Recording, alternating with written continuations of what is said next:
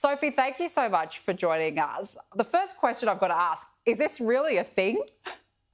Yes, well, we are yet to see if it is actually going to play out on Australian shores as it has in other countries. However, with all the elements converging, it is likely to occur if organisations do not take action.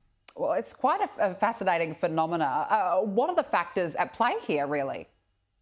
Well, throughout the experience of COVID, employees have had an opportunity to pause and reflect on their lives. They've had an opportunity to reprioritise their lives, and many have chosen to live a life in more accordance with what they value. Now, if their workplace and their work environment doesn't align with that, then there is an opportunity for them to look elsewhere because there is a war for talent on at the moment.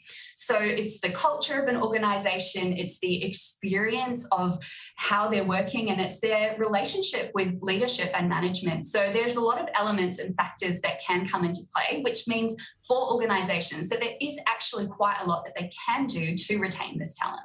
Is there a lot of opportunities out there as well for people to apply for different jobs, whether it be in the same industry or a different industry? Are there gaps in the market at the moment? There are gaps in the market. We know in Australia, typically a lot of our growth comes from net overseas migration. So we've had closed borders for the last couple of years. So it means that the talent that is within Australia currently is the talent that we have access to. So for employees, there is a great opportunity for them to really look around the market and see what jobs there are available that might more align with what they are looking for. Overall, how can companies look to retain staff during this period? Well, culture is essential at this point in time for organisations to look at what their value proposition is for employees, more than just remuneration. What is the culture of their organisation? What's the flexibility that they're offering? And even, are they taking the time to listen to their staff, to understand their staff, to explore what it is that they are actually looking for, and then to almost co-design a work environment that people want to be a part of? Yeah, that's some really good advice there. What do you think that we can learn from this recent trend, from the great resignation in the workforce?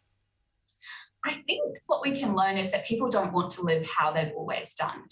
They don't necessarily want to come back to the 9 to 5 rat race as we were in before the pandemic, where we were running from one thing to the next thing. Now, we know there has been a lot of burnout for people while they have been working from home and they've had that blurring of work-life boundaries, but people are looking to really almost design their lives, and that work is not the be-all and end-all, but it is a really important facet of their life, and they're looking to live in their life with more in accordance with what they value.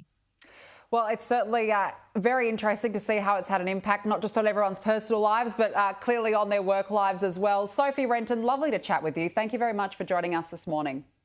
Thanks for having me.